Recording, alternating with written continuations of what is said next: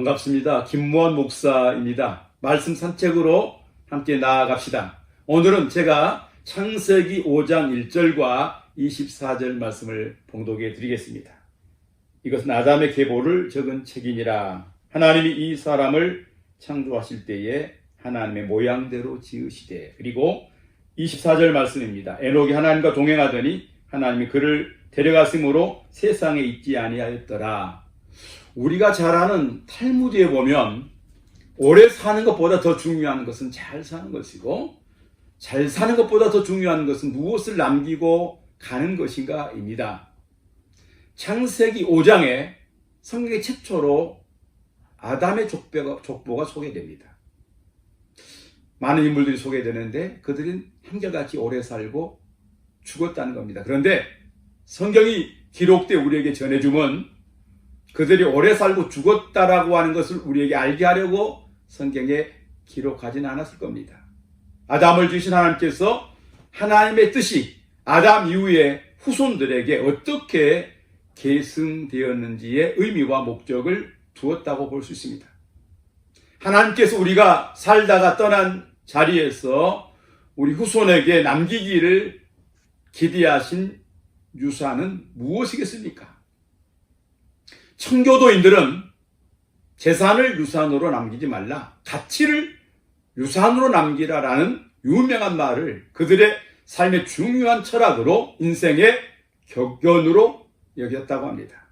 유명한 설교가 앤드루 블랙 우드도 그의 설교에서 부모가 자녀에게 남겨야 할 고귀한 유산 3가지를 이렇게 소개했습니다. 첫 번째가 좋은 추억, 두 번째는 좋은 습관, 세 번째는 좋은 이상이다 라고 유명한 설교를 남겼습니다. 사랑하는 여러분, 우리들도 이 땅에 사는 동안에 어떤 유산을 남기기 위해서 우리 인생의 삶을 세워가고 달려가야 하겠습니까? 첫 번째는 경건의 신앙입니다. 신약성경 디모데후서 1장 3절에 보면 내가 밤낮 간구하는데 쉬지 않고 너를 생각하여 청결한 양심으로 조상적부터 섬겨오는 하나님께 감사하고, 디모데에게 외조모 로이스 그리고 어머니 유니게의 그 좋은 신앙의 유산을 우리로 생각하게 하는 하나님의 말씀입니다. 또한 디모데전서 4장 7절 8절에 보면 망령되고 허탄한 신화를 버리고 오직 경건에 이르도록 너희 자신을 연단하라. 육체의 연단은 약간의 유익이 있으나 경건은 범사에 유익하니 금생과 내생에 약속이 있느니라 라고 우리에게 말씀해 주십니다. 우리는 이런 성경 구절을 하나님의 말씀으로 받아 새기면서 우리 인생의 삶에 있어서도 훌륭한 좋은 경건의 신앙을 우리 후대에게 남겨야겠다라고 하는 아름답고 복된 믿음의 걸음을 달려가야 합니다. 두 번째는 섬김과 봉사의 신앙입니다. 우리가 잘 아는 신약성경 마가복음 10장 45절에 인자가 온 것은 섬김을 받으려 함이 아니요 도리어 섬기려 하고 자기 목숨을 많은 사람의 대속물로 주려 하심이라 라고 우리에게 의미 있는 말씀이 주어져 있습니다. 또한 신약성경 베드로전서 4장 10절 11절에 보면 각각 은사를 받은 대로 하나님의 여러 가지 은혜를 맡은 선한 청지기같이 봉사하라. 만일 누가 말하려면 하나님의 말씀을 하는 것 같이 하고, 누가 봉사하려면 하나님이 공급하시는 힘으로 하는 것 같이 하라라고 우리에게 하나님이 말씀하고 있습니다. 우리가 이 땅에 사는 동안에 하나님의 귀한 은혜를 입고 하나님의 일을 이루어가기 위해서는 예수님이 그런 섬김의 본을 보여주셨던 것처럼 우리가 섬김의 일꾼이 되어야 합니다. 하나님의 일에 수고하고 봉사하는 그런 아름다운 삶으로 쓰여지고 드려지고 하나님의 일을 이루어가는 거룩한 역사를 이루는 주인공이 되어야 합니다. 정말 오늘 이 시대가 교회 생활 안에서도 많은 사람들이 더 편하게 신앙생활하라고 하는 그런 타성이 젖어져 갑니다. 이 마지막 때에 좀 더 우리가 하나님의 말씀을 붙듭시다. 그리고 우리 자신이 마지막 시대에 하나님의 일과 나라를 위해서 가장 좋은 섬김과 봉사의 일꾼으로 우리 자신을 드립시다. 그리고 그렇게 쓰여집시다.